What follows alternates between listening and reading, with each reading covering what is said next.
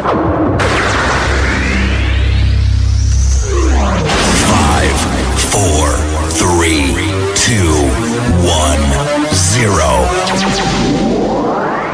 start the party. You're listening to Beyond Sight and Sound, live with Josh Kimmel and Leighton Harrington. If you want to be a part of our show tonight, call 419-549-5744. Or, with the wonders of Skype, you can search Beyond Sight and Sound, click the call button, and you're right there live, right along with us. Hello, good evening. You are listening to Metal Detecting Beyond Sight and Sound from the Midwest to the eastern shores of Cape Cod, Massachusetts. I am your host. We all know me, Josh Kimmel. And who can forget the just ever-determined digging co-host, Leighton Harrington? Good evening, my friend. Good evening. How are things going on, what is this? I believe April 13th. It is. Doing very well. Got a chance to get out there and dig a few times over the past weekend, but back at work, back to reality. Having that landscaping company has kicked in. We've got rid of the snow, hopefully, knock on wood. Right. And, we're back out at doing it. So, but geez, I'll tell you, I'll have to ask you, how are you doing tonight? You sound like you might be a little bit under the weather. No? Well, I'm hanging in there, and it's starting to warm up here. So, No time for a head cold. Not when there's relics to be dug. Absolutely. And speaking of relics, boy, have we got a good show tonight, have we not? Oh, yeah, man, I think the listeners are really going to enjoy tonight's show. We've been enjoying talking with the guests a little bit here before we went live, and like I had mentioned in the promo, there's always an open door whenever Josh has time to be on the show, and we're fortunate enough tonight to have him and one of his hunting partners, Jeff Parker. So why don't we go ahead and bring them in real quick, too? How's it going, awesome, guys? Hey, how's it going, Josh, Leighton? It's good to hear from you guys, and we're just looking for warm weather, and glad to be with you tonight. Hey, thanks for taking the time there from the east coast of Massachusetts. Right. Always a busy schedule.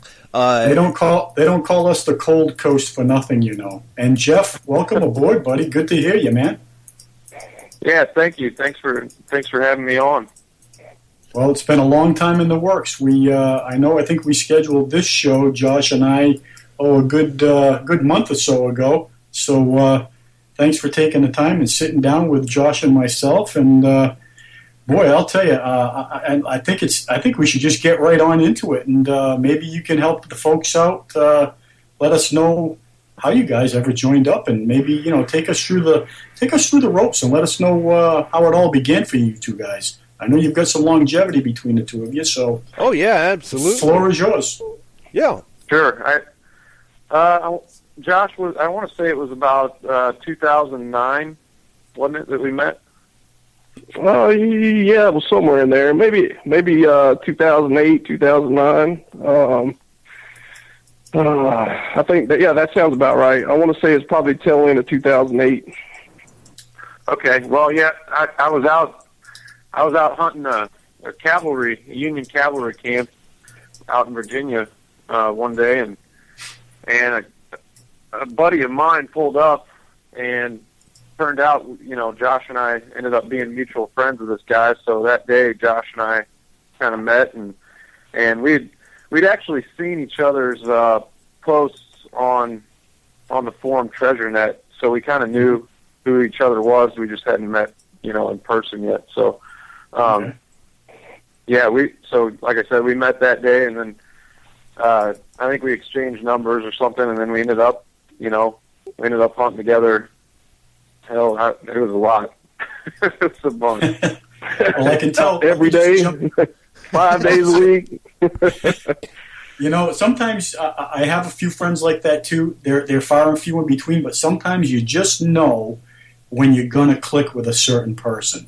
You know, it's just and I tell you, I have felt the same way with Josh myself. Josh and I have gone back for quite a few years. Also, every time I get together with that guy, I have a blast. And I'll tell you, he is one funny man. I have a blast with Josh. So I know how you're feeling there, Jeff. Yeah, absolutely. You're one of those people that Magnetism. It's a real pleasure to know.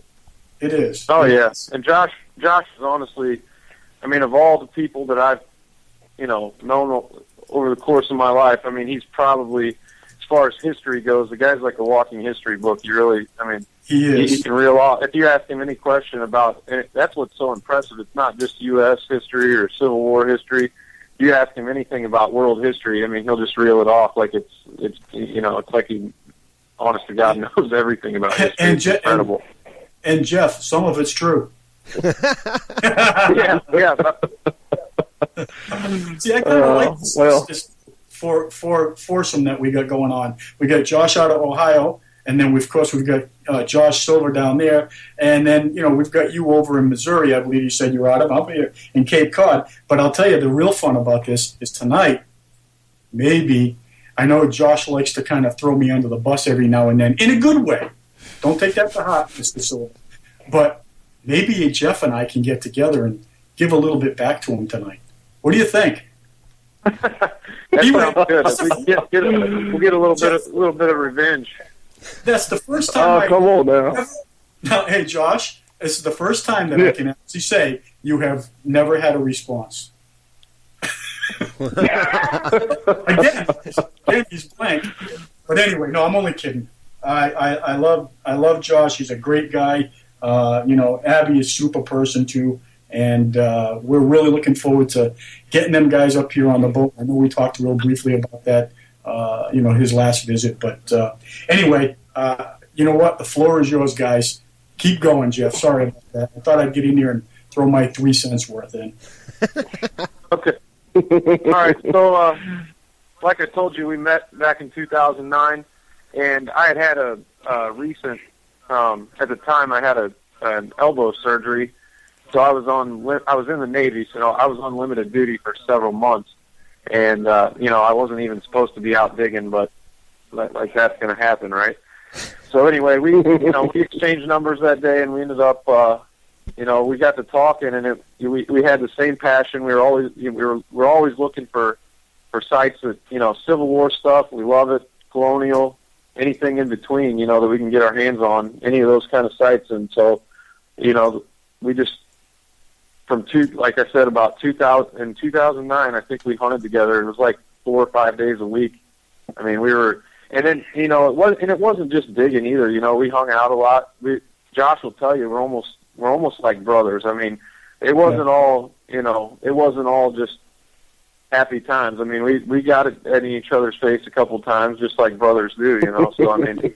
Right, the good, the bad, the thick, the thin. Oh, yeah. Well, look, I mean, when you're close friends, even with your blood brothers, you're going to have your disagreements, and then, you make up. You have a cold one after, and it makes you that much closer after the fact.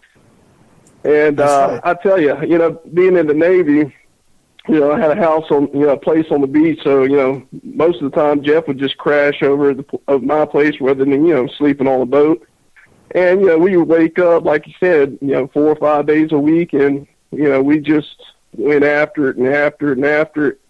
And, Jeff can tell you, the good thing about Southeast Virginia, he was saying how we love colonial and Civil War. Well, the sites in Southeastern Virginia, they all have both on them. Yeah, the vast majority of properties. That's kind of like a one-stop shop.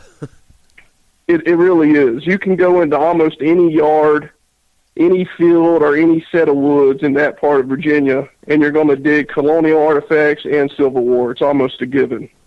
Right. That's amazing. I can't tell you how many times we would, no joke, and it's not like we're hunting big, mansions or something from the 1800s. I mean, we're hunting houses we're in the projects.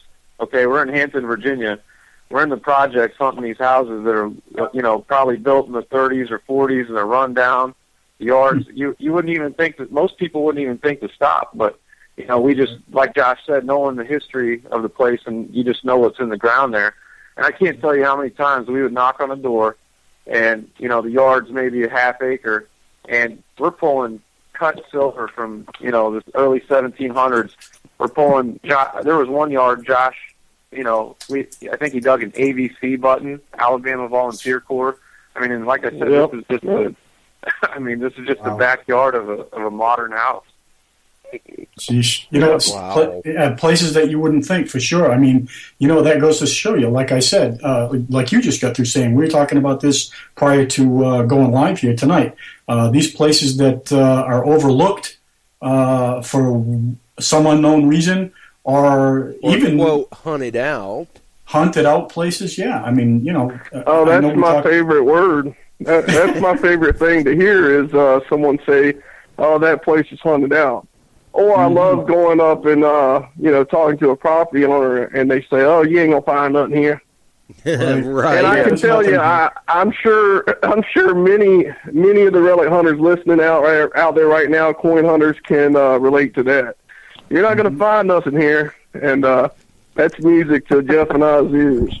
No. Same with us. Myself and Josh, absolutely. That's right. Yeah, I love to hear those words myself. I mean, I think we also just mentioned briefly about these hunted out areas, prior to the show. And, Jeff and Josh were talking to us about, pulling out seededs. There's just no reason that these things are still there if, quote unquote, it's a hunted out area. I mean, I can understand a few Indian head pennies here or there, scratchy, junky, trashy signal, okay. But silver, there's just no excuse, especially if it's, in my particular reason, here in that one area we were talking about earlier, prior to the show. It's a spot that's been hunted by relatively everybody and his brother for the last 40 plus years. So I don't know. I just don't understand why there's so much silver there. So for you, Jeff, to pull that many seeded out of that particular area that we were talking about earlier is phenomenal. Like you said, tell the folks what you were talking about as far as only two tones. Okay. So let me go back just real quick. The area that I hunt, that my hometown was actually it was a huge camp in the winter of 1861. Basically what happened was, if anybody is familiar with the battles out here in Missouri, the guys that camped here that winter, they had gone down and fought the Battle of Wilson's Creek, and they marched back up to my hometown, and they camped here that entire winter. And then later on, in the spring of 1862, they dispersed, and I think a few thousand stuck around for the entirety of the war. But so these big camps, the one that I was talking about before the show started, it's a property, a big farm, and there was an entire division of men camped on this property, which I want to say a division was 6,000 to 10,000 men. So there was that many men, camped on this one property. And it's well documented. It's well hunted. 30 years of guys just coming out there. And if I had to guess, just from the stories that I've heard about the place, I would say thousands of people have hunted. And I've talked to people that don't even live around here, live nowhere near. And whenever I tell them where I live, they're like, "Oh, I hunted that, that farm that you hunt at one time or another." So anyway. Yeah, when I moved back, I got out of the Navy in 2010, late 2010, and whenever I moved back, I started hunting that place in 2011, and it really took me a while, honestly, to figure out, to kind of hone in on where I needed to be. I was out hunting the fields on this property, and it turns out I got my hands on a map that showed where the camps were, and you could see the tent lines. And the tent lines were up on the hills. So I started hunting these hills, and, I want to say that I've pulled off that one property. I would, in this is all an estimate, but I would say bullet-wise, probably 500 bullets. I've gotten no plates though. The big brass is gone for sure. No plates out of this one site, but I've several hundred bullets. I would say 100 to 200 buttons, and then the coins. I have yet to find a copper coin. They've all been seeded coins. One was a three. Well, I shouldn't say all. One was a 3-cent, and then I would guess about 10 half dimes, and then 3 or 4 dimes.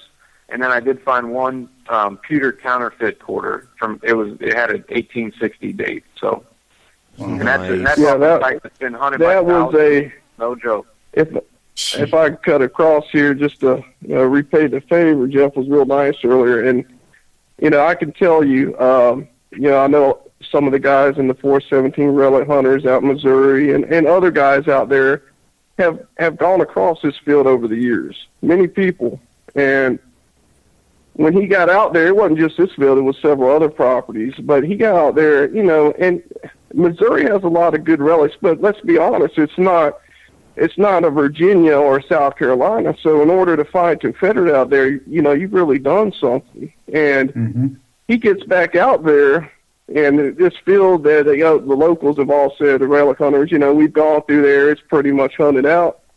And Jeff gets, a Leighton Harrington CS tongue, which is, that's a very, very rare. Nashville Novelty Works.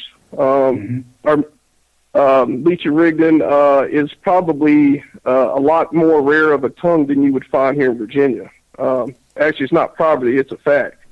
He found a beautiful set of lead Civil War knuckles. Beautiful. Just a sword. What was that? A sword guard that he found. Eagle sword belt plate. So just a number of fine, really terrific relics that were left in these places that were quote unquote hunted out. So that's the caliber of hunter. Yeah. That you're dealing with when you're talking about Jeff or people that really take their time to hunt these properties. And I just returned back from Virginia the weekend before last. And I could tell you, Leighton, you were talking earlier about you don't understand how people can miss those signals.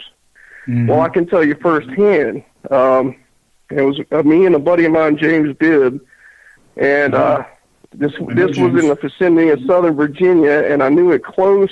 I knew the proximity of the place that we were hunting, though I'd never hunted on this particular property. This property sat very close to the Confederate lines and the Union lines on the retreat route toward Appomattox. And I knew the closer we got to the Confederate lines, the better it would be. So right early that morning, James and I made our way, say about 400 yards away from the road where everyone parked, toward the Confederate lines, and we started getting to a bunch of bullets. And I was like, with this many bullets, there should really be some brass around here. So I noticed that most of the bullets were coming from this low marshy area. And so I decided to go up about 100, 200. This is all in the woods. I decided to work my way up about 100, 200 yards up toward the higher ground. And I started getting in some brass. So I said, okay, this is going to be a really good area. So I decided to make a swing around, and I ended up coming to it about 2 hours later. And there was a couple other guys in there that had been working it for 2 hours. Now, I can tell you, I went in there, and this is what happened. I took about 15 steps, and I dug a North Carolina Starburst button, one-piece button. And they looked at me, and they said, "You've got to be kidding me. You just walk right in here. We've been in here 2.5 hours, and you pop out a Confederate button?" But I was watching them. And the reason they were missing these signals is, number one, they had their coil 2 or 3 inches off the ground.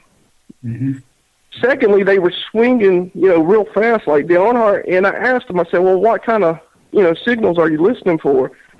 And they were using Fisher machines, and they said they were listening only for targets hitting 60 or higher. And I told them, I said that's your problem right there. So I think a lot of times that's what happens. These people think that these buttons and these coins are just going to hit, perfect and beautiful every time. And, the North Carolina button I dug, it hit 35. You know how thin those one-piece North Carolinas are, and it was on edge. Yes, sir. So it barely blipped like a piece of trash. Mm-hmm. And we worked this area. I'm just wrap it up. We worked this area and ended up getting about 8 North Carolinas out of it, about 3 or 4 blockades, and probably 3 or 4 cast eyes and pewter tinback eyes. Oh, wow. So simply amazing. there was a lot in there. Nice was. North Carolina camp.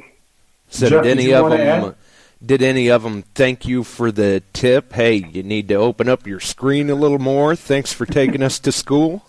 Yeah. They did. They said thanks a lot because we've been in here, 2.5, 3 hours, and I think we've just been missing the targets. I said, I know for a fact you probably been missing them. I said, you need to slow down, and anything that hits that's not iron, even if it sounds really, really low and hitting really bad, you need to pop it out. Because I said, if that target's 10, 11 inches down, it's not going to hit worth a dang. That's right. That's what a lot of these new guys think. When the target's 10, 12 inches down, it's going to hit very, very low until you pop that plug. And right.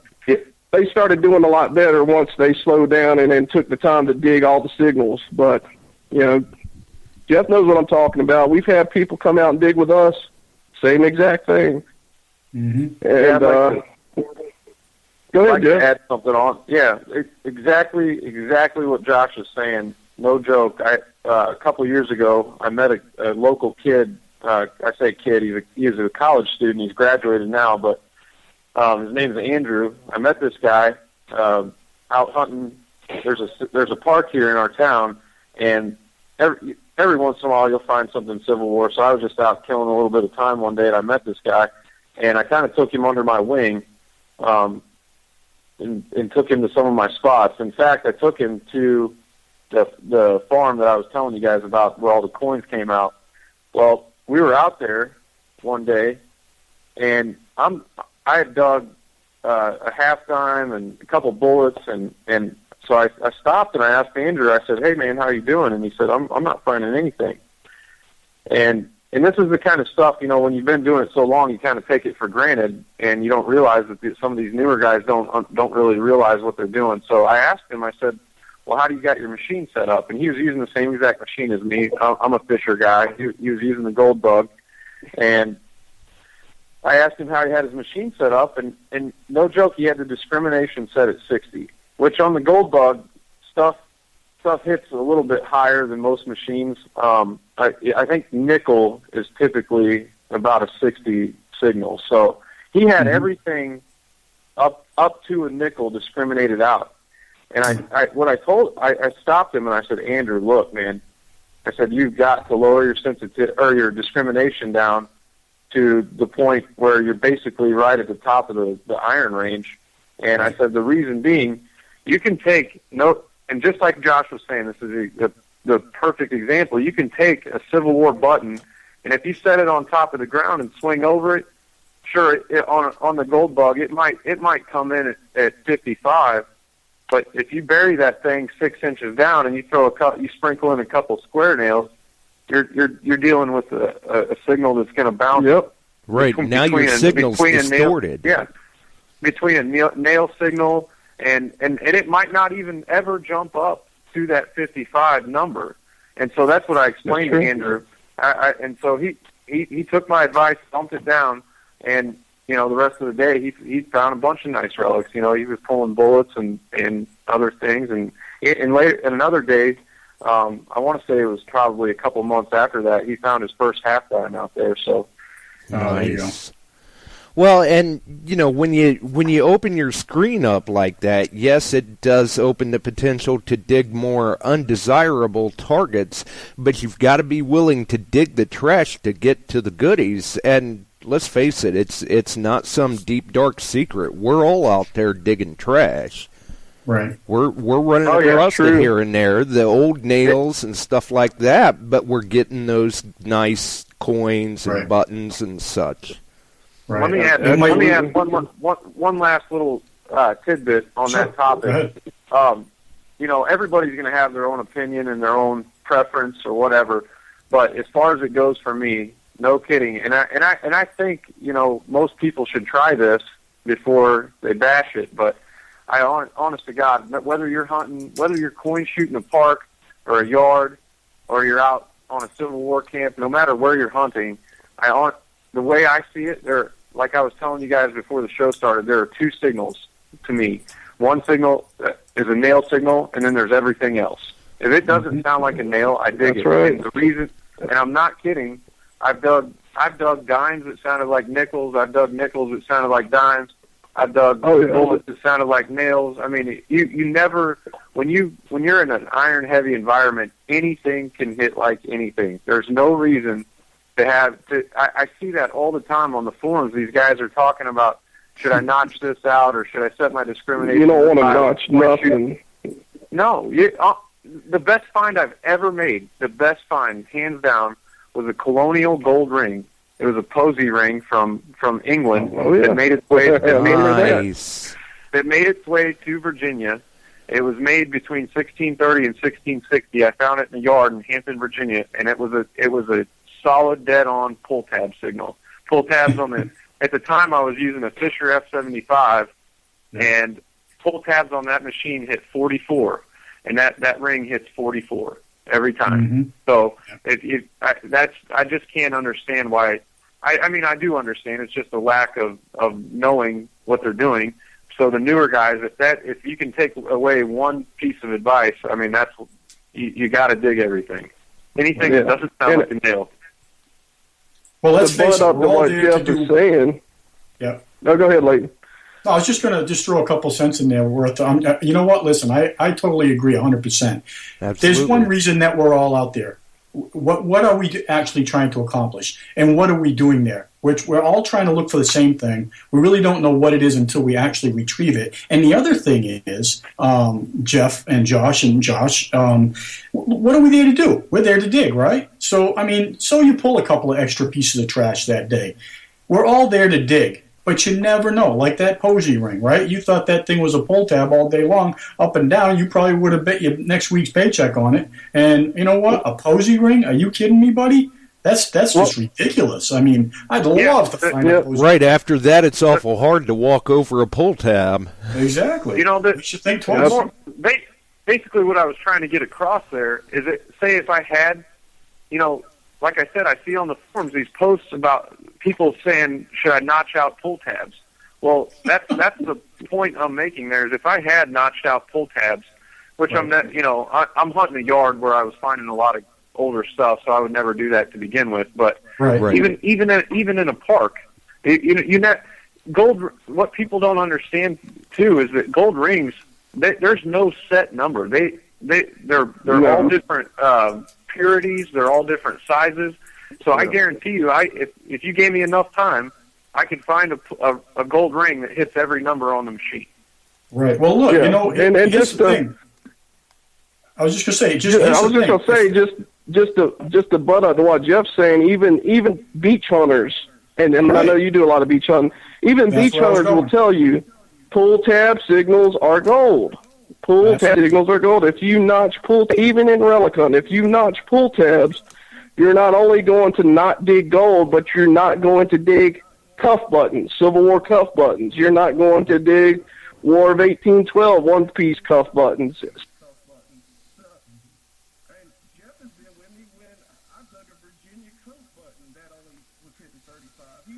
Blown away.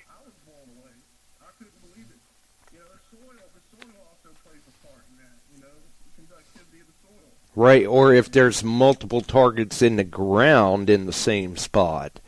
That's right. And if you're a relic hunter, you might as well bet on there being a ton of iron, bunches of nails, and all that. Jeff was saying that will, affect the signal and the conductivity. Well, I can guarantee you. Absolutely. I was going to say, I can guarantee you, if I notched out, as Josh just attested to, I mean, I have found hundreds of gold rings, if not thousands. I mean, seriously, I wouldn't be digging anything. I love the silver. Yeah, I like the Indians, with the V-nickels and the shield nickels and all that, but you know what? I love gold. I love the taste of it. I love the taste of it, absolutely.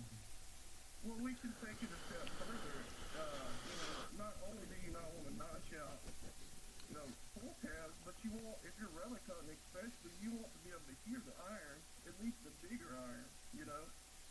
Back in 2005 or so, I was hunting up on Peninsula, Virginia. If I notched down iron, I would have never found this place. But this was a ravine where they actually turned their cannons on their own fort. And used fighting was done in the center.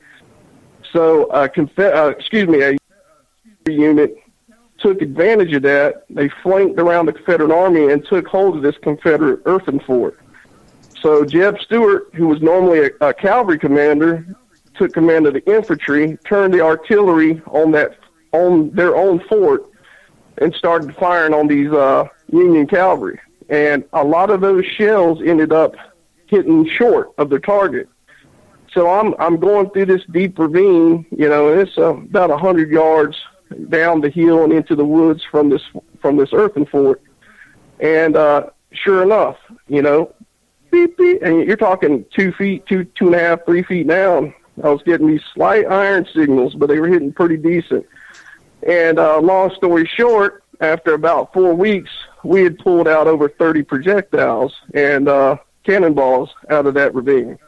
Jeez. And wow. You know, not only cannonballs, but, you know, there's so many other great iron artifacts, lock plates, heel plates. So you definitely want to be, and not only that, when you get into iron as a relic hunter, when you start hearing iron, that should really put your senses on heightened alert, because that's when you're getting into the good stuff. Iron, that ought to be music to your ears. You're in the spot. That's right. Iron is music to every relic hunter will tell you. Iron is music to the ears, because that means people, humanity. That means the people were there, and that means it's going to be buttons, coins, and everything else. Right. It shows activity on the site, and where there was activity, there were people, and they lost stuff. Mm-hmm. That's right. Well, look what happened to us out in Ohio, right, Josh? I mean, as soon as we started getting that iron, you pull up the stirrup, we started finding buttons, we all slowed down, Josh pulled out the Enfield. I mean, there was just a ton of stuff in that area. Yeah. It started with that stirrup, and once we knew that there were targets in there, we slowed down, and it started popping. That's right. And we positively ID'd that, you know, hey, the fighting did go right through there. That's right. It certainly did. But, boy, I'll tell you, I mean, you know, I wanted to ask Jeff, I know he briefly mentioned something about that farm area that he was hunting, and how do you attest to finding all these silvers that should have rang up really, really high on everyone else's machines? I'm not a big VDI type of guy, but I know you've been talking quite a bit tonight about, you know, how they've rung up on your machine, especially the numbers. I mean, I've got a rule of thumb, you know, if it's a repeatable signal, if it's over 7 inches deep, I'm on my knees digging it. The VDIs, I really kind of throw that out a little bit. So, and it seems like, too, he pays some attention to the numbers, but he pays more attention to the tone. Right. So, yeah, that's what my question is to him. Yeah. Sure. Basically, when I'm in there, you know, the days that I have pulled out seeded coins, I'd say, you know, of the 15 to 20 coins that I pulled out of there, maybe only 5, 6 of them even sounded like something that I thought was going to be a coin. And the crazy thing is, where I live, the ground is really rocky, so the stuff isn't deep. I mean, if I find something over 6 inches deep, it's very rare, just due to the amount of rocks in the ground. So, but anyway, when I'm hunting the spot, okay, so you have all these men camped there that winter, and they built these huts on the sides of these hills. And when you find these little hut sites, they're just scattered everywhere. And when you find them, again, like Josh was saying, I set my discrimination to 0. So I'm walking around listening for patches of heavy nails. And whenever I find those, I'll slow down and start listening for the tones that don't sound like nails. Like I was saying earlier, there's 2 types of signals to me, the nails and then everything else.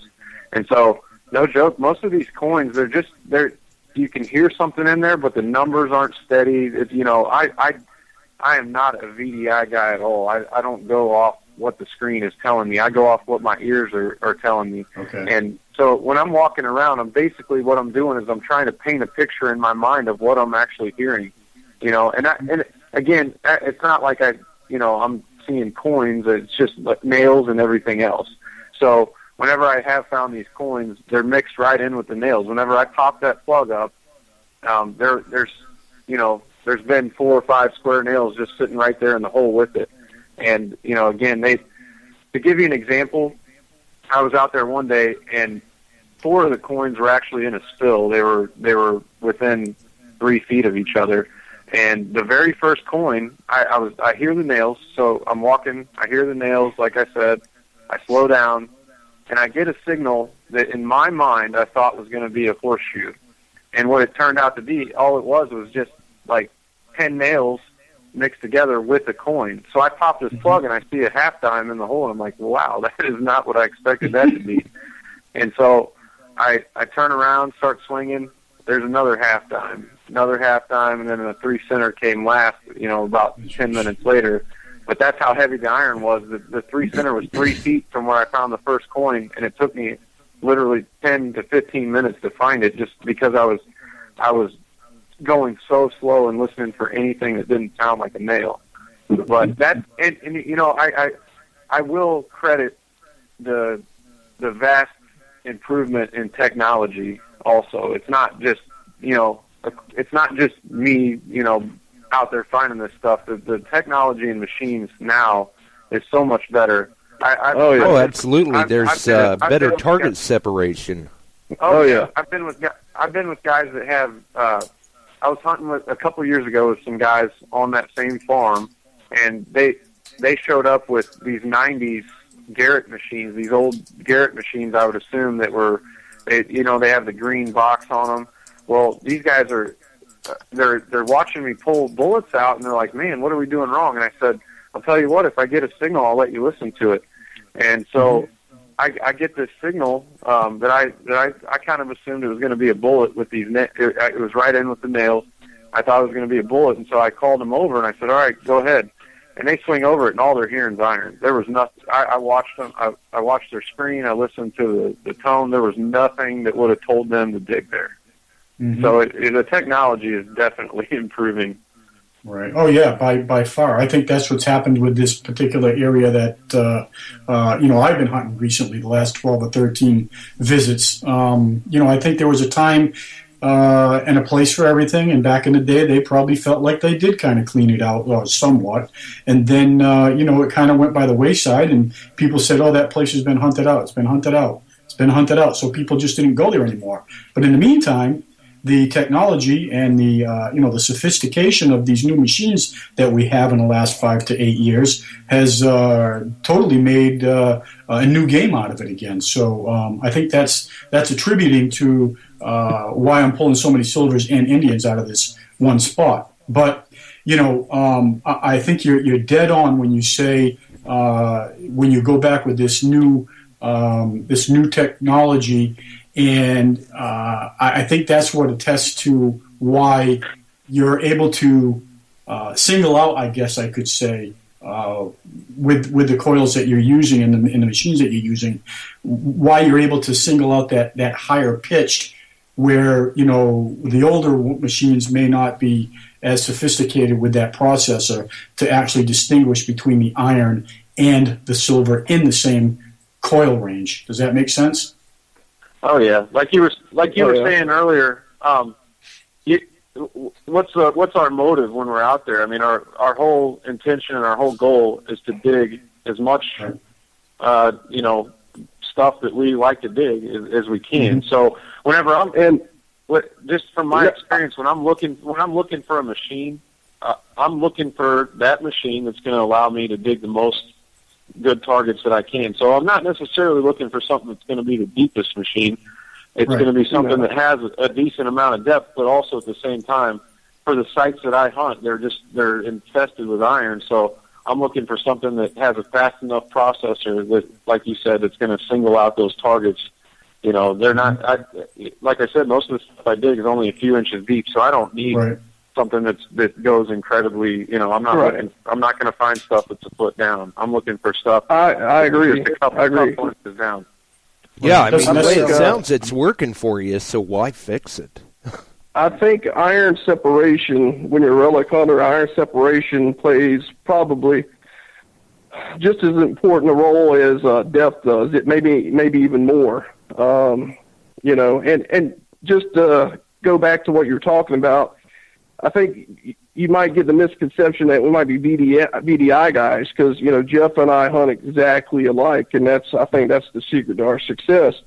I think the VDI, I hunt by my ears, 99.9% by my ears. But I think what the VDI does is when you get a signal that's hitting irony, but you're getting that little bit of blip in there, you can look at that VDI, look at that screen, and see if it's giving you any more information. Right, it makes a good secondary reference, basically. Yeah, That's right. An extra That's right. type of processor, right? Exactly, and that's all we really use it for, just to give you, the more information you have, the better. I think we could talk about, Jeff came out to visit me, like I said, 2 or 3 weeks ago, and we could talk about that hunt. Mm-hmm. Jeff is the kind of guy, and I'm the same way. If we get out there, one of us, I got out there in the morning, and it must have been 5 minutes there, maybe 10. I popped out a counterfeit King George III, and that Nice. kind of puts the heat under your feet. Mm-hmm. You're friends, but you have that competitive spirit, and I started popping. I popped another King George III out maybe an hour later. And Jeff, going back to the iron, he went over to this spot. We had dug a ton of stuff in this little area a few months ago when he came to visit. And he went over there in the iron. You can't say enough about those iron patches. And he slowed down and started listening for iron. None of these targets were, we had pulled out everything that was hitting, non-ferrous. So he was just listening for blips and screeches, and he started digging some of that iron out, and popped out a nice Careless the third half real. Nice silver coin, and it was not hitting silver. So it's all about taking the time and really slowing down. But we did really good that weekend. Wouldn't you say, Jeff? Oh yeah, I think between the two of us, Josh had those 2 King George IIIs. What was it? A 1798 large cent, something like that. Large cent. Yeah, it turned out to be pretty rare. And honest to God, the condition of that large cent, I've never seen a copper coin look better than that one. And as luck would have it, it's a rare coin. Just based on the condition of that coin, I would imagine that it would bring a couple $1,000. So wow. it was an incredible coin. And go ahead, Jeff. No, I was just going to throw in there, which was a surprise because, we dug, great busts are pretty common to dig in certain areas. And, we dug a number of them, living on the East Coast. But that one just turned out to be not only one of the best condition I dug, but happened to be one of the rarest variants you could dig in that particular year. Yeah, there is a lot of variances. Yeah, exactly. Hey, I just wanted to touch real quick on my end of it here as far as the VDI goes too. I have to agree with you. I use that as kind of like a self processor in my own brain. Like you said, I usually hunt a repeatable tone, and I will use depth here in the East Coast as a secondary reason to dig. And then the third reason is that VDI. On the CTX 3030s, I don't know if you guys are too familiar with them, but, I've had mine for about a little over 3 years now, and I've gotten pretty familiar with it. So I have it tweaked to the point where I've made my own program with it, and it seemed to have done extremely well in my area. Not to say that it would do that well in other areas, but in this area, it's worked out really well. Here's the thing with the VDI. If anything shows up to the left of the middle of the left of the screen, I usually don't dig it, unless, now we throw back into that mix, it's a good repeatable tone and or it's got the depth with it. Anything to the right, I'm on it. I am on it all day long. The VDI could be totally off of what I think it is, but I am going to dig it. And, the proof is in the pudding, as they say, and I've been doing very well with it. I hope I didn't throw that off track there a little bit with your story, because I honestly want to know how you guys, here's something to kind of switch back a little bit to you guys there. How did you become the J team? Let us know. Well, I mean, like I said, speaking for me and Jeff, some people, like you said earlier, Leighton, they just hit it off. And, Jeff and I were, from the time we met, we were pretty much a team. And, he hunts. I always look how people hunt. I've got some great friends. I've known a lot of people over the years, and some people like to hunt real fast and, go around and cherry pick signals. But I've always been the kind of guy that works an area real slow and thoroughly. And I noticed right off the bat, Jeff is that kind of digger also. So, we work a site together very well because neither one of us are running around, like a chicken with a head cut off trying to overcut each other. The only time we do that is when I do what we call Easter egg hunting. If we get out on a big new site, Jeff and I will kind of walk around real fast like that until we find the areas that are holding relics or iron, and then we'll slow down. But, except for that, we work real slow, work together, and like you said earlier, we really are thorough when we hit a site. And that's, I think, one of the reasons we get along very well. And, just the love of the history, the passion of finding something that's been buried 150 years. I mean, there's no thrill like it, digging up a Alabama Volunteer Corps button or, a posy ring or a Spanish cob that no one has touched in, 100, 200, 300 years. I mean, the thrill for me since I was a kid, it's like no other. And I know, for me looking at Jeff, I could tell it was the same for him. So we were pretty much, posting on Treasure Net our stuff, 4 or 5 days a week. And, we just really enjoyed doing the hobby together. And I just want to throw one other thing out real quick. Sure. Earlier, when I was talking about the CS tongue that Jeff found, I said Nashville Novelty Works. Totally misspoke. I meant Memphis Novelty Works. I just wanted to throw that out there. Okay. Well, I tell you, it doesn't happen all that much in your lifetime. I know exactly what you're talking about. When you meet that person that I don't want to say missing in your life. I'm not talking, romantically or anything. I'm just saying like a brother or a friend or a cousin or that person that always comes into your life where you just know that person is going to be right for you and you can get along. Yeah, exactly. So it sounds like you guys have, made yourselves a special bond. And it sounds like you guys are going to be along together for quite some time. And I know that the finds are just going to get better and better and better. And who knows where it's going to go. And quite the formidable team on the field, the way it sounds. Well, I tell you, I mean, the way we are, we're not the kind of people that are greedy. When we're digging on great sites, I've always called people to come visit. And when Jeff and you're digging together, we used to have people come up and dig with us. And, we could tell you from experience, we've had people come and Jeff and I would just be digging stuff left and right. One-piece Eagle A's, seated dimes, half dimes, Hampton Military Academy buttons, which are super, super rare Confederate buttons. And I remember, this one time particularly, we had 2 people with us, and they were using Mind Labs, and I try to tell people, with Mind Labs, it's a different beast. You really got to know what you're doing because they don't handle the iron as well as some other machines. At least some of the older ones, I'm talking about the Explorers and the E-Trags. Right. And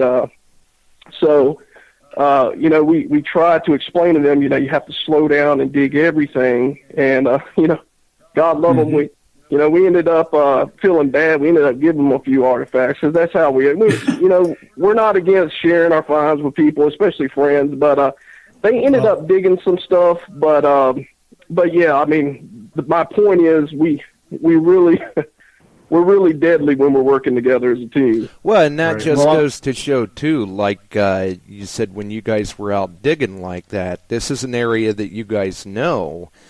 And That's for right. hunters that aren't familiar with that area, the insight that a local hunter can give them on hunting tips, tactics, the way it's you should set invaluable. your machine is priceless. It is. Like That you said is earlier, true. As long as thanks you're for willing taking me to school. listen. That's right. Yeah, you just hit the nail on the head, Josh. Right. Because so many times people just don't want to listen. You know, I know I have had experiences like that where yeah. people just want to do their own thing and they don't dig anything. And I know for a fact Jeff has had those experiences. Right, and at that point, some people just have to learn the hard way. Right. Oh, Yeah, yeah. and they learn quick when you're popping out, beautiful, eagle buttons and bullets, and they're not digging anything. They learn quick. Yeah, it's amazing how fast you can be humbled in the field when you're getting your butt handed to you. That also makes enemies too, but I don't want to go there down that road. Well, yeah. Some people Yeah, you just that can't hurts. make happy. Yeah, I hear you. But yeah, you're right. And sometimes they I don't know if it's just the nature of the beast that, when like you say, that person's popping stuff left and right day after day after day, and then they're hunting side by side or, even just a block away or wherever the case may be. It almost makes you standoffish, not the person that's finding it, but the person that's not finding. So for them to not listen, I know I've been there. I feel like, I felt when I was young, I was cocky. It was like, don't worry, you can't tell me nothing. I mean, I'm sure we all go through that. But if you learn to listen, knowledge is king. We've said this many times on the show. Knowledge is king. If Yeah, you absolutely. just stop and take your time and watch what sometimes, and it doesn't hurt to go up and introduce yourself too. Right. These Well- guys are popping stuff out for a reason. They've been at it for a long time. Right, and it can be a very competitive hobby, but we're also very friendly and helpful sort of people. Right. But a It's lot of changed, times, if you let it get to you,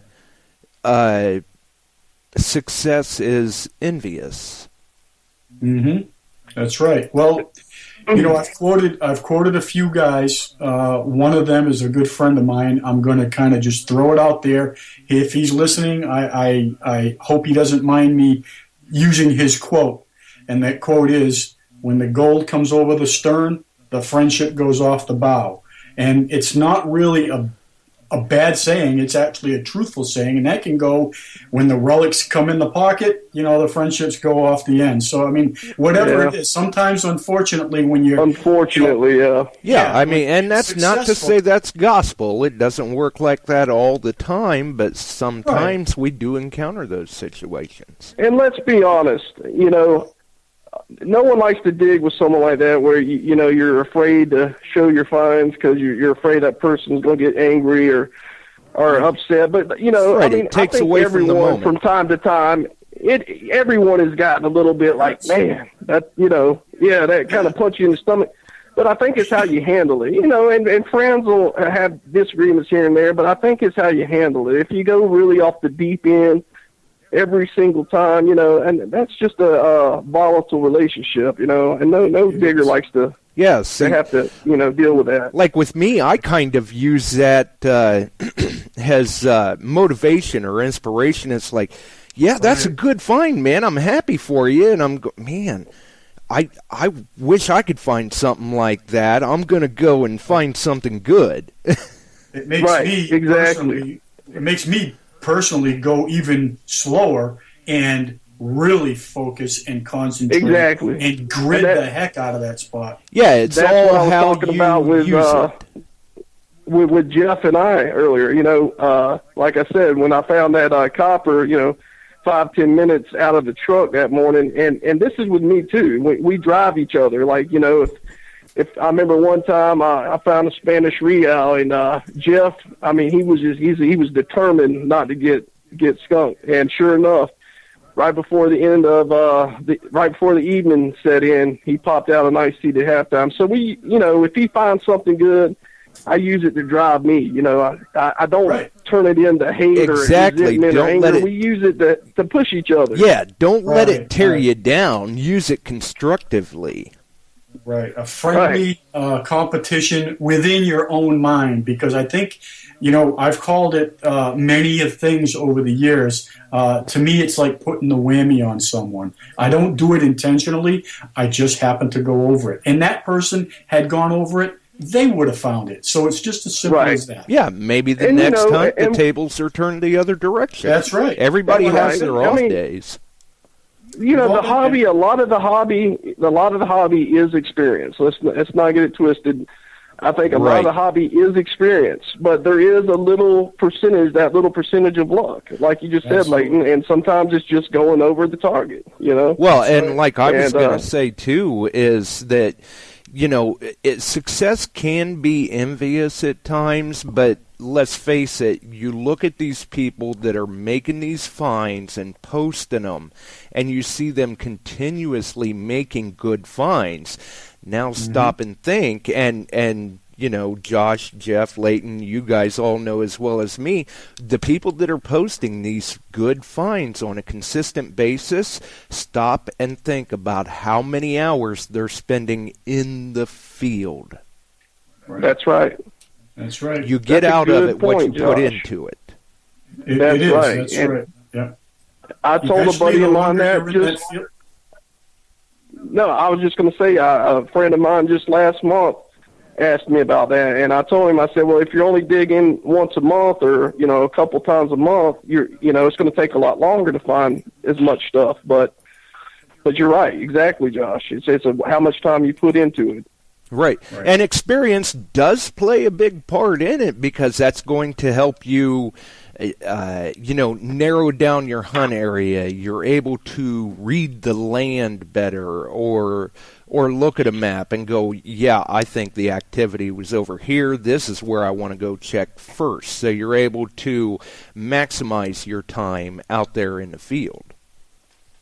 Well, that's a good point. A lot of times I'll get out there. I don't know how Jeff hunts. I've seen you hunt, Josh, and you also, Josh. I mean, it's, a lot of times I'll get out there, and let's just use a park, for instance. I won't dig for sometimes 10 minutes until I start to feel the area out. We talked about that a little earlier. You went up on the hill, and you started to kind of see where things were happening. You were looking for a certain thing. You were looking for that brass, not the lead, but the brass. You knew activity was there, not at the other end of the rifle, but more so where they were camping or whatever. It's the same thing here. Sometimes I'll take 10, 15 minutes, and they'll go, gee, how come you're not digging? But at the end of the day, it's not, I don't want to say it's a competition, but at the end of the day, usually I'm walking out with one or two better or similar items that they had wished they had dug. And I said, look, it's all in the experience. You take your time and you start listening for certain things. And I got tuned in. That's what I call tuning in. I'm finding an area that I know is definitely going to produce for me. Right. And we've got a caller. Go ahead, caller. All right. Hey, guys, it's Brandon. How are you? All right. Hey. I just want to say I had the pleasure of meeting Josh out in the Civil War project in Ohio. I did not get a chance to meet Jeff or anything like that, but Josh, it was a real pleasure to meet you out there and get my picture taken with you and Howard Hewitt. Well, I remember you, Brandon. It was a pleasure for me, too. Now, the only other comment I wanted to make, too, is, I'm one of those people that only gets out once every couple of weeks, once a month, and this is one reason that I get a bunch of crap from the local guys I dig with is I don't go to places that people are detecting all the time either. If I only have that opportunity to get out once every couple of weeks, maybe once a month, I always go to a place that is either relatively untouched. I do my research to find a virgin cellar hole, and yes, those things do produce the finds, whereas these other people say, well, I went out 5 times this week, and I found a couple of wheat cents. Well, it's because you're going to the same hammered-out park, unlike Leighton's, unfortunately. Right. I've got 67 pull tabs and 3 wheat pennies. Well, that's actually a good point. You're absolutely right. You do it the smart way, and you can dig if you do it like that and you go to virgin sites and you're smart and you know how to look for those sites and get on them, you're absolutely right. You can still walk away only digging once every couple of weeks with the same amount of stuff as if you go to one of those hammered out sites. But especially with cellar holes, like you just said, you were talking about digging. Mm-hmm. Yeah, cellar holes, farm fields that may be on personal permission as opposed to these guys. I've got a bunch of local diggers that I dig with up here in New Hampshire, and we'll go to a site as a group 3 or 4 times, and all of a sudden we're there for the next 5 days over and over again. It's like, what do you expect to pull out of the exact same area we've been hammering on for 5 years? Exactly. Well, up there, New Hampshire, Connecticut, all that area up there, I mean, that's just, I love digging up there. Just tons and tons of great colonial. And so, I mean, I'm sure you could I'm sure there's still a lot of sites up there that you can go to, and I mean, just look at guys like Dave, Heavy Metal Nut, or Todd. They go to cellar hole after cellar hole, and just they never stop digging good colonial stuff. So, yeah, I believe and they're doing all their own research. Yeah, and That's it's right. not like they pull up somewhere and 10 minutes later they're hunting. They could be hiking through the woods for hours to get to their spot. That's true. I remember. I used to hunt with several people up there. I've even, a few years back, I used to hunt with Bill and Howard. Mm-hmm. And sometimes we'd walk through the woods 30, 45 minutes before we get to the cellar holes. And, but it's worth it. That's all part of the adventure, Really hunters know what I mean. That's all part of the adventure and the mystique of getting out there. And, if you pop up one of those, a nice New Jersey copper or, a Connecticut copper or, hopefully several of them are, George Washington button, it makes it all that much more special. And I can tell you that's the secret to my success and Jeff's success as well is knowing where to go. It's not necessarily just maps. It's knowing your area and knowing where there's camps going to be most likely. Because in Virginia, a lot of these 2 and 3 day camps, they're not on any maps. It's just being able to look at a field, look at your area, and know, hey, there's most likely going to be a camp there. Yeah, this would be a good spot to camp. That's right. Or, just knowing your territory, and that comes with the experience like you were talking about, Josh. Mm-hmm. Absolutely. And I think you just touched on another thing, too, is a lot of people say some people in this hobby are lucky. I don't think luck has much to do with it. I mean, yes, getting your coil over the right spot, but like you just mentioned, you spend a lot of time in your own area researching the properties, looking at the layout of the land. You're educating yourself at the same time. And these people that say, oh, you're so lucky you found, a copper or whatever, it's not always luck. And a lot of people look at it as, I'm just unlucky enough not to find them. No, it's because you're not getting off the couch and doing the research or trying to figure out some way to get on new properties. Well, Jeff actually said that just a couple of weeks ago. I mean, that is true. We, I think 99% of it is experience, knowing your machine, knowing how to find the places, and I think maybe 1%, maybe 2% is luck once you're on a site that is going to produce. Yeah, I mean, just remember the targets. You could do all the research in the world. I don't think luck has anything to do with it. Like you were saying, luck is not what it is. It's, when people ask, I've been called lucky, and it's not that. Like I said, that's just not what it is. I can't. Oh, what am I trying to say? How many times have whether it's a cellar hole or a Civil War camp or whatever you're looking for, I mean, for every one of these spots that we find that's producing just a huge amount of relics, there's 10 more that we researched that didn't produce anything. So it's all about location. You can't dig what's not there. Right. So these guys that are complaining like, oh, I never find anything good. I can't tell you how many times I'll go to a spot and I'll give it its due diligence. I'll hunt it till I know that that's not where I need to be. Right. So I keep going. I'm relentless. I keep going. I search and search and search. I mean, I have in my hometown now. I've only lived here. I've been back home since 2000. Well, basically 2011. So in the last 5 years, I've gotten myself permission to probably 30 to 40 different spots. That have relics, and I've hunted another probably 100 or 150 that didn't. So I mean, that's true. You can't just your roster can't be 2 spots and expect to be posting all kinds of good stuff all the time. Right. Just You not can gonna do all happen. the research in the world, but then say once you and your buddy get out to said location, if he gets his coil over at first, that's just He's the way the it winner. is. Or maybe there's nothing there.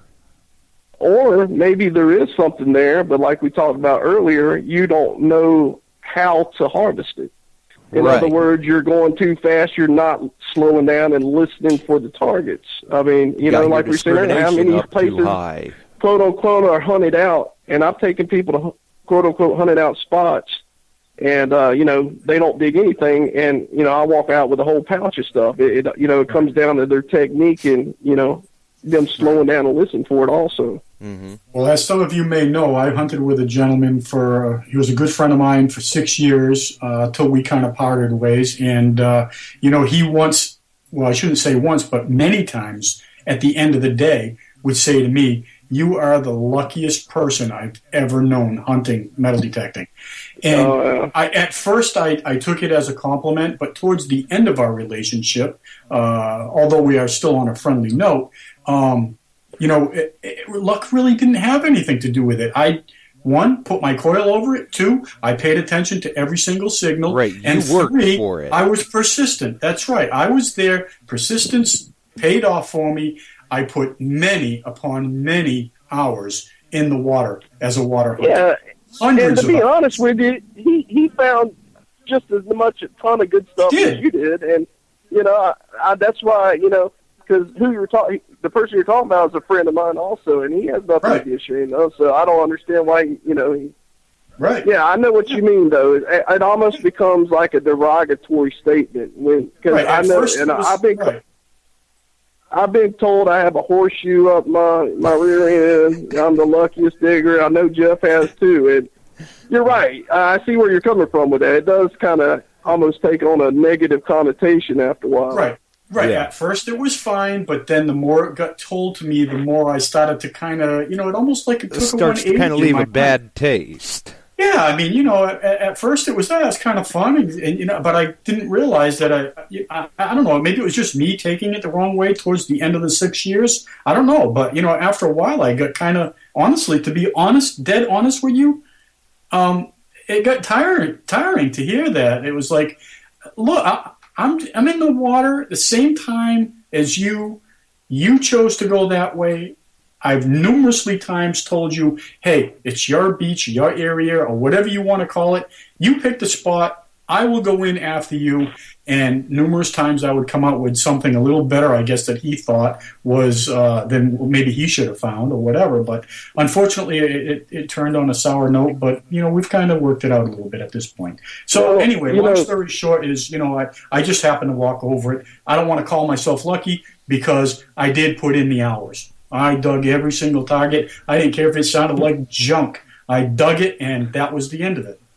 Right. Well, Jeff and I we got to be good partners, good friends also because we dug with people like that before we dug with each other. The kind of people who would, dig, gold pocket watches or U.S. belt buckles or bayonets or, Liberty cap half times. Cat bust half times, I'm sorry. And the second you did anything, like it could be a flower button or a general service eagle button, they come unglued. Right. Jeff has one story in particular. You should tell the story about your flower button, Jeff. Yeah, let's hear it. So basically what happened was I was hunting with this guy. We've been hunting together for a few months, and just like you were saying a minute ago, he would say you're lucky, and and at first it kind of seems like a compliment, and then you can kind of hear the undertone of what's going on. But anyhow, we were hunting a yard together one day, and I think I dug a couple Indian head pennies. I was in the front yard and he was in the backyard, and I dug a couple Indian head pennies, which isn't anything to write home about, yet. So I dig this large scent. And so I'm like, okay, cool. I'm starting to get into some stuff here. I go around back and I get him. I said, hey, man, you finding anything? No, he's not finding anything. I said, well, I just dug a couple Indian pennies and a large scent, so why don't you come up front? Mm-hmm. So he comes up there, and the first hole he dug was a solid gold pocket watch. I'd seen them posted, but I had never found one, and I certainly never held one in my hand. So he digs this solid gold pocket watch, and I was happy for him. I said, "Man, that's great, awesome find." Mm-hmm. Well, about a week later,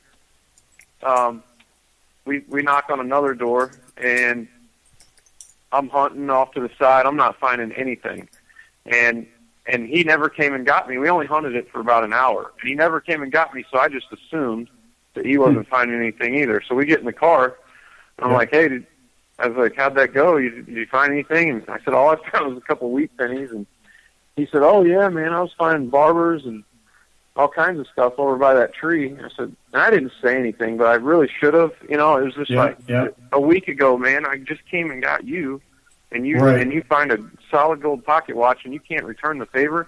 I said, and and barber coins isn't really what I'm looking for, but it beats wheat pennies. Yeah, but I was going to say, it would have helped. So then, that's right. Would have helped for sure. So then the last. Yeah, it's still nice to find on a slow day. Yeah. So the last straw with this guy, we're out hunting.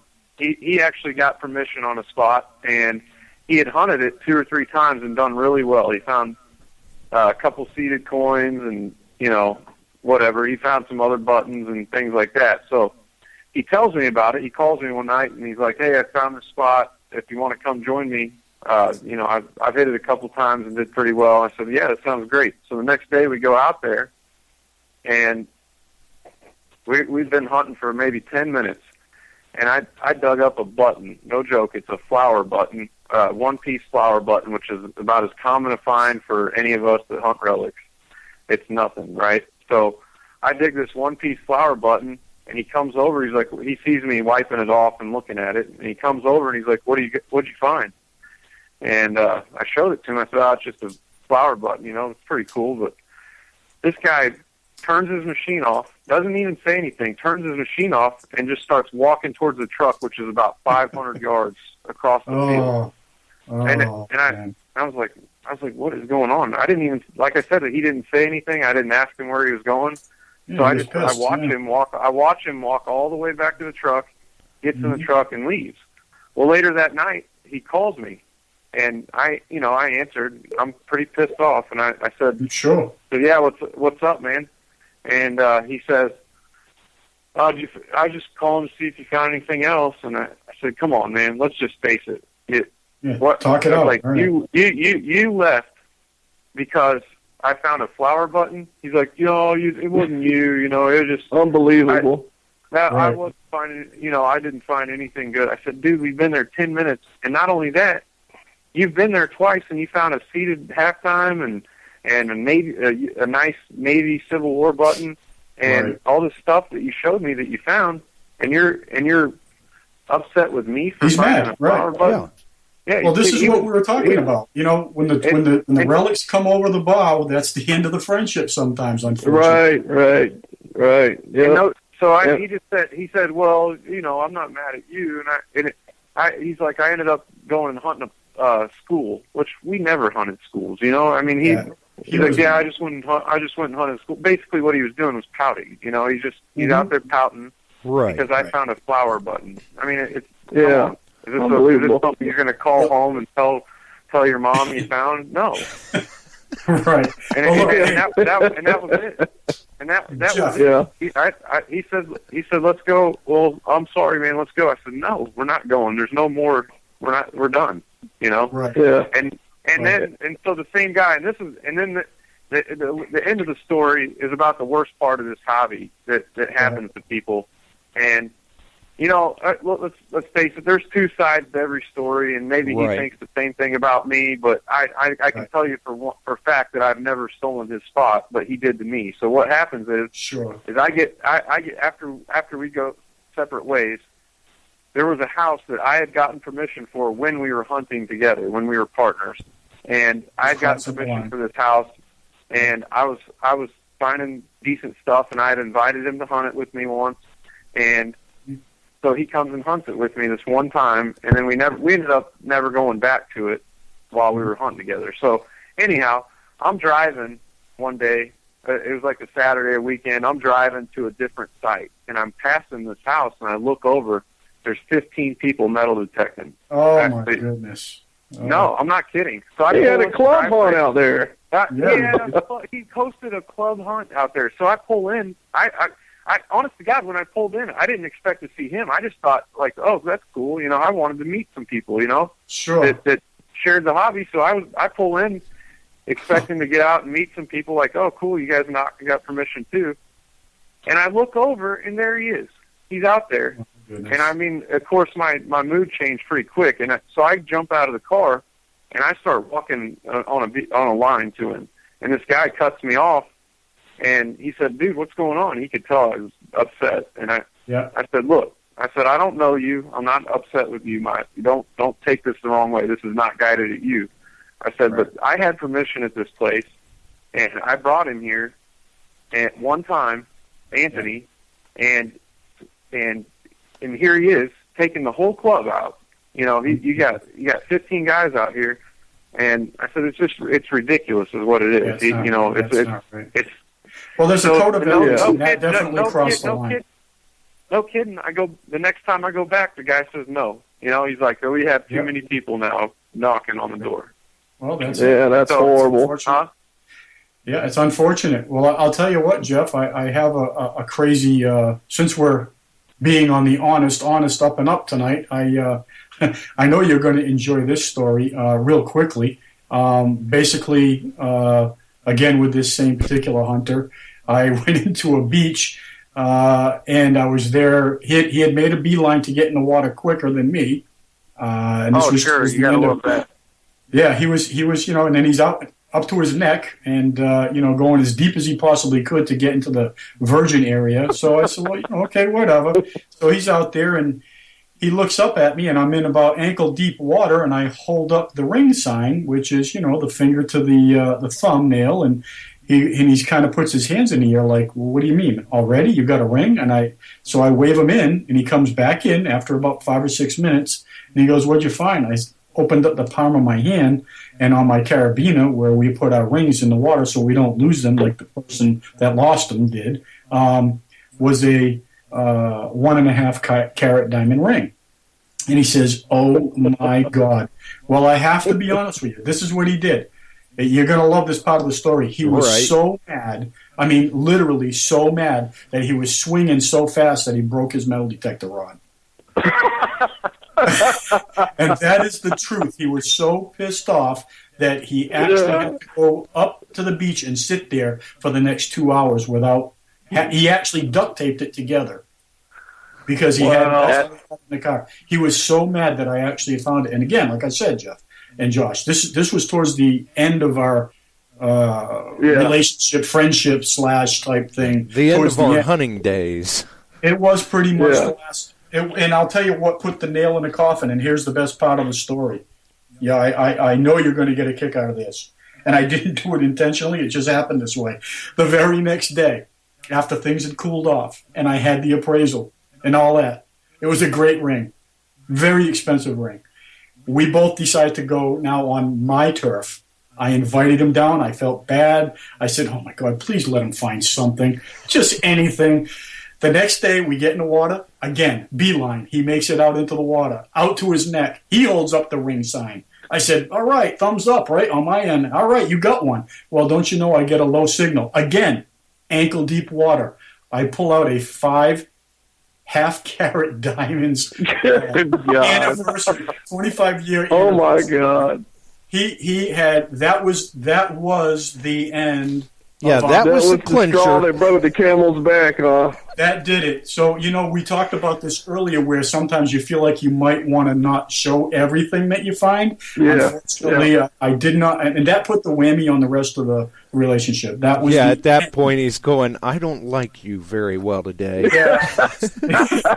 That was putting it like, so yeah, that was. Well, while we're on it real quick, I remember I had a guy, I took him to a site, and it was a War of 1812 site, and me and the other guy were digging buttons galore, and he was using the Mind Lab. I think he was using the Explorer SE or E-Track, and then I took him over to this other site, and, you know, we get there, I start popping up 69s and Merrills, and I think Bob popped up a War 1812. He took his machine. I've never seen this before. He got so mad, he took his machine and threw it. I swear he threw it probably 30 yards across the field, end over end. It was flying through the air. Ooh, good it landed arm. and hit and flipped. He broke and snapped the coil off of it. I'd never seen anything like that before in my life. Well, I'm glad you said that. It's the craziest stuff. Here's another one, right? Again, out in the water, another guy. He asked me to help him set up his CTX 3030. I was kind enough to give him my program that I made because I had already had the CTX for a year. We go to a Rhode Island beach here on the East Coast. We get out there. At the end of the day, he says, "How'd you make out?" I show him my carabiner. I had like 3 silver rings that were really encrusted. I had 5 small gold rings. They were tiny. They might have totally weighed like 25 grams altogether. But, a good day. I'm not going to say it wasn't. It was fantastic. You find that many rings out in the water, that's a fantastic day. Oh, yeah. I said, how did you do? He says to me, and I'm not going to swear on the radio, but he used a few choice words. This was in the parking lot. He launched, Josh, his 3030 from where we were standing over my truck and into the bed of his truck. He said, "This thing's a piece of junk." And I'm not kidding you. It was a brand new machine. It was the first time he'd ever used it. That's a $2,000. I am not kidding you. Yeah, that's a $2,500 machine. That's right. Yeah, I mean they're built rugged to withstand the conditions of the field, but I don't think that means that you treat them like a pole vault or something. Yeah. Yeah. I turned and looked at my buddy. I said, "I can't believe I just witnessed that. Did he just do what I thought he did? He launched it like a hand grenade." Yeah, I said, like a javelin or something. Yeah, javelin. Unbelievable. I call it the wolf biting you. When you get angry and see red and you do something stupid like that, it's the wolf biting you. Yeah, It certainly you're does you're letting it destroy you. Yeah, Yep. it's just ridiculous. Yeah, I don't know. I've seen it I don't even happen. know what to. I've seen it happen several times over the years. I mean, that's why the friendship that Josh and I have. It's just so hard to find somebody that you can. Like I said, it hasn't always been perfect. There's been times when we were pissed with each other, but But the other guys that you hunt with, and you just realize, like, man, you can't. It's so hard to deal with. Right. I had another guy. Yeah. I'll make it long. This is kind of a long story, but I'll try to make it as short as possible. But this guy, I take him out to my spot again, another site that I researched. This was back in like 2008. And we were finding an enormous amount of nice finds in this one field next to this colonial house. And this guy, we actually brought 2 guys with us. It was me and my old hunting buddy, and we brought these 2 guys with us. He goes off in the field, and he's digging.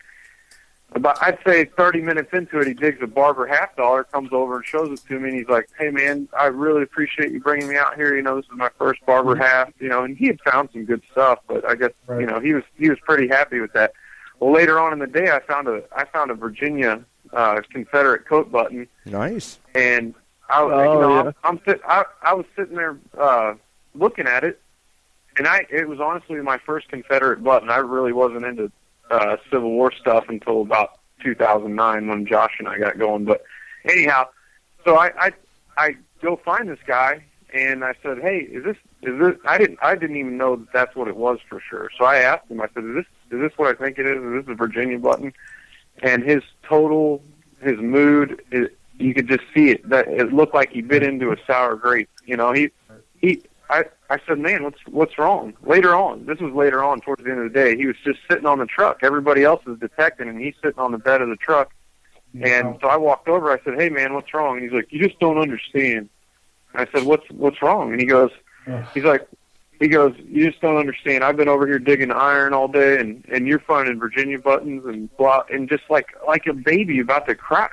And I said, "Josh, look." His name was Josh also, but I said, "Josh, look. If first of all, this is my spot. Didn't he? Just to cut across, okay, didn't you say he found a real nice barber half, and that was the first he'd ever found? Yeah. And then as soon as he saw that Virginia button, man, he didn't even want to detect. He was sitting on the truck. He was done.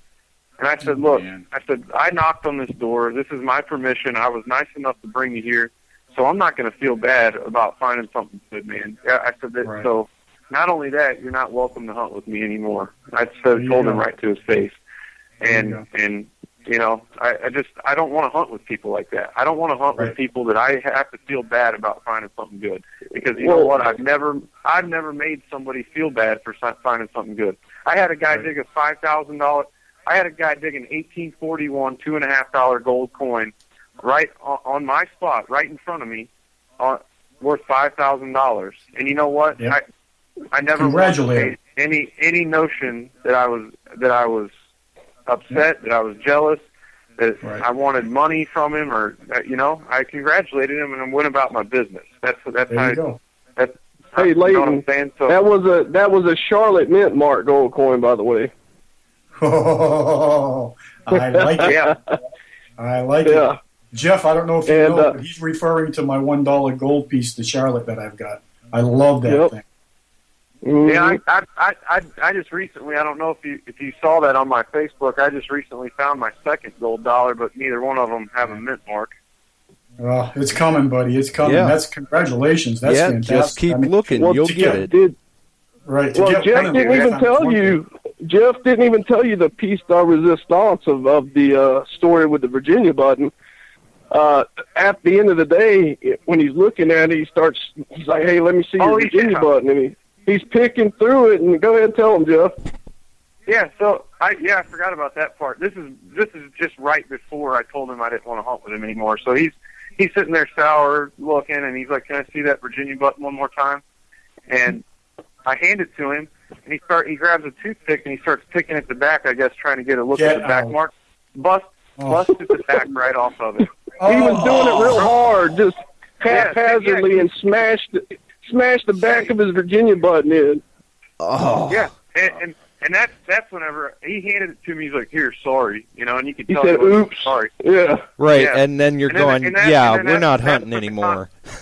Well, that's now you can see why he told him that. I mean, right. Enraged, you just destroyed his Confederate button. I mean, come on. Yeah. Right after he did that, that's when the conversation pretty much ensued. Like that's whenever I said, "Hey, man, what's wrong with you? You know, why do you look so down?"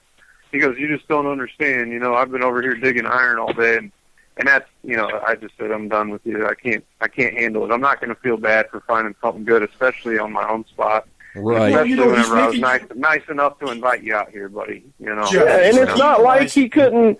Jeff gave him carte blanche. Hey, just go wherever you want. You know, I mean, you can't get mad at somebody for finding something good when you had the same opportunity. Right. Right. Well, he's penalizing you in a way, your friendship, because you did what you two set out to do, which is ridiculous. You're both there to try to find something. You accomplished it. He did too, but evidently it wasn't good enough for him. So, you know, so be it. It wasn't meant to be. Don't worry about it, man. That's right. And listen, I got to say at this point, I appreciate you guys being honest, because, you know, that's what Josh and I have intended to do with this radio show. And I thank Josh for taking me on as the co-host, because, you know, when we can't say what we really feel and we kind of hide behind the shade and not talk like we are tonight, and it's fake, you know, it really doesn't go that far. So I appreciate it, and kudos to you guys for coming on tonight and saying the way it really is, because, you know, it gets me all worked up, and it's like, you know, I try to be the best guy that I can. Like you, I'll bring someone to my spot. If you find something, man, I'll be the first guy to go over there, videotape it, congratulate you, shake your hand, and then I'm going to go do my thing. Right. Yeah, the $5,000 gold coin. I literally turned on the camera and made a video for him. You know, I'm sitting there congratulating him. Mike Scott from Fisher Detectors, he was there that day. He had flown into town, and they had him and Gene Scullion had something to do a couple hours from my hometown. So they had flown in, and they came out to hunt with me that day that Charlotte gold coin was found. And like I said, when the guy found it, I flipped the camera on, and you know, I mean, that's just how I want to be. I don't want to. if greed is ever what's driving me to be out there, I need to throw my detector in the lake because it's time to quit. I'm not out there. I'm about, and like I said, everybody's different, but for me, it's about camaraderie, and I don't even really enjoy going out and hunting by myself. I like to go out there and experience. Finding you want to share your finds. Right. You want to share your finds with your friends. Right. And when Jeff had it plowed up, and when you have someone that hunts with you all the time, you have a couple guests come in from out of town, and you get it right for them, and the guy you're digging with that lives in the town with you. Josh. Yeah. Anyway, what else do I want to say? It's okay. It's not all bad. It's not all ho humdrum. I mean, I think 90% of the time and I know everyone listening can agree. We have good times 90% of the time, but everyone listening has their own horror story or their own story where somebody did them wrong. So I think being honest tonight, I'm sure there's a lot of people out there shaking their head agreeing. I have a story like that. Absolutely. Right. And let's just switch it 180. Listen, I've been on the other end of it. I've been the other side of that adventure, hunting, been brought to places and walked away with nothing. So it's about the fun, the camaraderie, the friendship. Hey, I didn't find a ton of stuff in Ohio. Did I have a great time? No, I had a fantastic time. I got to see Josh again, and I got to meet Josh Kimmel and, hundreds of other people just like myself. So I had a great time, and that's really, to me, what it seems to be all about. I was a solo hunter for over 35 plus years. Solo, and I mean solo, nobody. I decided to take it that one step further and start to get on TNet, Treasure Depot, all them sites that everybody else has been on Josh's, website. CS Sentinel Relic Forum. Yeah, and I did it for the reason of maybe opening a different door, I guess you could say. That way I could show what I was finding and learn. Yeah, I've been at it a long time, but you know what? Even a new person has a story, and yes, I can learn from them too. It doesn't matter how long you've been in a hobby. It really does not. I've learned some stuff from new people. So it does. True that. And it is true. So, that's just one of the reasons why I decided personally to get into it and start to hunt with other people, to share the finds with them.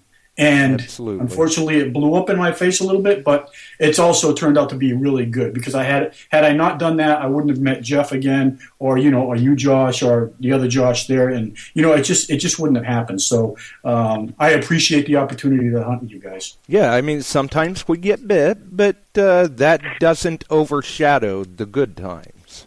That's sure. Right. It's just like falling. I guess you could correlate it to falling in love with a woman. Sometimes it's good, sometimes it's bad, but you'd rather have it than not. Right. There you go. That's a good one. Because it truly we all fall down every now and then, get back up and get back on the horse. That's right. And because, like Jeff said earlier, I mean, it is. I've hunted by myself for many years on and off as well. But it truly is much more fun if you have someone out there that you trust, that you know is not going to get angry, that's going to share in your victory. Good job. When you have someone else out there like that you can share your awesome share the excitement with. Yes, it makes it that much more special and fun. Absolutely. Well, I think we're starting to run a little tight on time, but maybe you guys want to let the folks know where to find you? Sure. You can visit me, Ironclad Detectors, ironcladdetectors.com, or you can come over to csrelicforum.com, and we'd love to have you. And I can speak from personal experience. Ironclad Detectors is great to deal with. Well, we try to give everybody the best deal that they're going to get anywhere else. You give me a call, and I promise you we'll match or beat any deal that you find on the internet. And that's that ironclad guarantee. That's right. That's right. And well, listen, I was just going to say, I want to just take a short opportunity here quickly. I know I mentioned it earlier in the show, but Jeff, it's been a pleasure. Believe me, it's been a pleasure. I appreciate you being open-minded and sharing your stories. We definitely would love to have you come back again. Josh, absolutely, you're always welcome back, buddy. Thanks for being honest with us tonight on this great show. I had a blast. Keep it low. Yeah, keep me. it slow. Yeah, me too. Thanks for having me. Hopefully we can do round two here. Yeah, we got a lot more to get into some of. Oh yeah, we'll go ahead and maybe we'll go ahead and plan the next meeting. Maybe we'll have another night here coming up next month or in a couple months. I think that'd be nice. I think Jeff and I would enjoy that. Yeah, it sounds like a plan. Yes. Well, I guess on top of all the other information, we can take away from this that you have to be thorough. No place is ever hunted out. Don't let it destroy you in the field. Use it constructively, and a mutual respect among hunting partners goes a long way. It really does. With that in mind, Leighton? Hey, keep it low, keep it slow, and thanks for joining in. We will be back live Sunday night, 8 p.m. That's right. Hang in there with me, guys. We're going to roll out of here. We'll see you Sunday, folks.